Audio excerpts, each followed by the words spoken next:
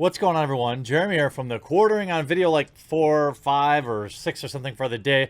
Just so much news from over the weekend and so much hilarity to cover.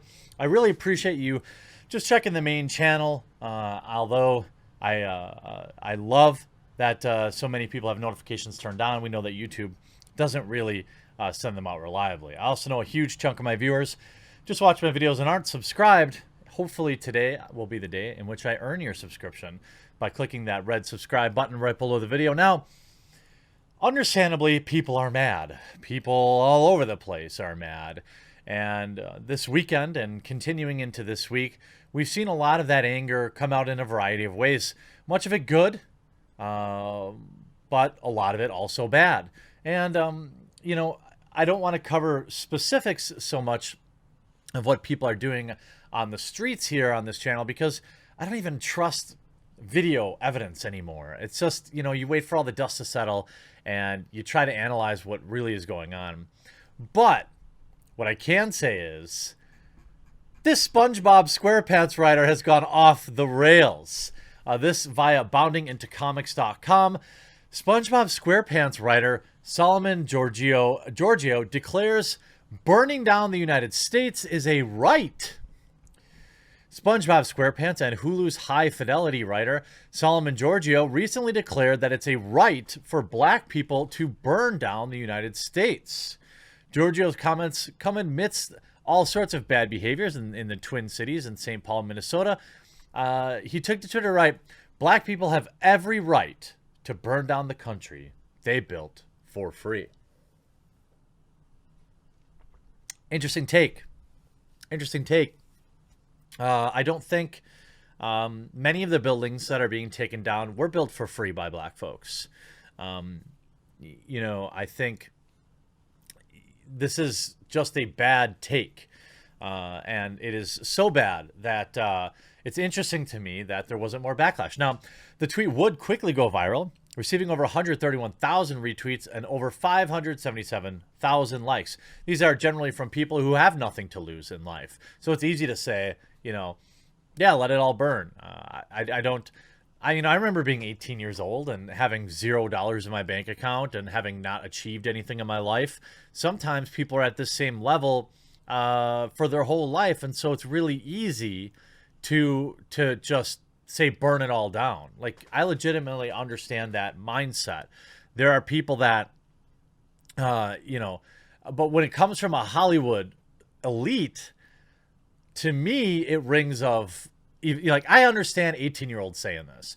I understand people who grew up in the ghetto saying this. I understand people in trailer parks saying this. Like, legitimately, I'm not being, like, just, I'm not being facetious. I mean, I understand why people might say this. If they've, had that same station in their whole life and they don't care. They don't have anything they care about. They don't care what happens to anyone else. But it's interesting to me when Hollywood is so quick to kind of stir everybody up and laugh in Millionaire. Now, following the tweet going viral, Giorgio wrote a follow-up tweet calling anyone criticizing him a little racist poo. He wrote, "The replies are muted. If you disagree with me, go yell at a brick wall, you little racist blah." He would follow a tweet by describing his critics as white supremacists. Giorgio wrote, "It's been a while since I've been this up. I've upset so many white supremacists. I want to say thank you for giving me this power over you." Imagine thinking that this is a great time to be antagonistic. I mean, what Solomon Giorgio is saying is just as dismissive and damaging as some of the people he's criticizing. Everybody that disagrees with what you're saying obviously doesn't wear a little sheet over their head on the weekends. But by you saying, if you disagree with me, I mean, it's pretty clear that you're not willing to have a conversation about it, which is just why we have people in the streets, because they don't feel like they can talk. They don't feel like they're being heard. And they just get people like Solomon Giorgio calling them horrible names. He would then retweet Akilah Hughes, host of What a Day, who described the president as a racist. I mean, you could argue that obviously race relations right now are very poor. I don't like that the president is stoking the flames right now. I mean, normally I think it's funny, but right now I think, like, can we just, stop burning down our cities, please? Can we talk about coming together? Can we talk about making real change to hold people accountable? Rather than worrying about who's to blame.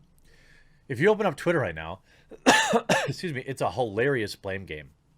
Earlier this morning, it's like crypto alt-right people. Then it's actually Antifa. Oh, actually, it's this person. No, it's the people that live in the neighborhood doing most of the damage.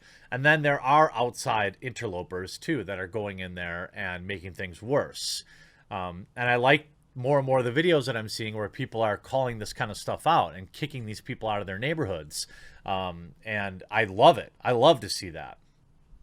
Now, Georgia joins a number of celebrities making incendiary comments in the aftermath of everything going on. Watchmen actress Frances Fisher called for a new... What? Frances Fisher called for a new... That can't be right. That can't be right. Oh, white chick. Okay, perfect. Oh my God. She did say that. What? Who's they? Are you joking? God, these people. You aren't going to do bupkis. You're going to sit in your gated community and watch all of the plebs do it. You ain't doing shit, woman. God, I hate these people. Star Wars actor John Boyega claimed that white on black idiocy ruined the world. Well, I don't know, but that seems unlikely. It's obviously very bad. I mean, it has zero effect to what happens everywhere else in the world other than the United States. It's pretty geocentric there, John Boyega. We're in a global economy. You should know that. They shrunk you down to put you on the movie poster in China, and you said nothing about that. Michael Moore called for destruction of police headquarters in Minnesota, again, safely from his $1 million compound. Awesome. Awesome work. I don't understand. Pop star and actress Madonna wrote on Instagram, until we can overcome this stuff, no one should be able to allowed to carry anything, most of all, cops. Ha! Yeah, just the criminals, right? Just them. What a bizarre day. What a bizarre day. Solomon Giorgio. I never even knew who this dude was, but what a bizarre... Oh, and then he uses it to promote his SoundCloud, but it's actually the Freedom Front, which is at least good. I don't think I agree with this. It's a little bizarre.